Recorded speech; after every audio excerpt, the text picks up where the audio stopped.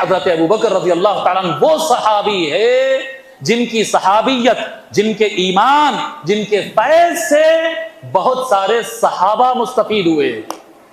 آپ اول الخلفاء ہے، آپ اول الصحابہ ہے، آپ صحابہ کے سالار ہے، آپ السابقون میں ہے، آپ المہاجرین میں ہے، آپ رسول اللہ کے یار ہے غار میں اور رسول اللہ کے رفیق ہے مزار میں۔ اللہ تبارک و تعالی ہم کو صحابہ کرام رضی اللہ عنہم کی عظمت سمجھنے کی توفیق عطا فرمائے۔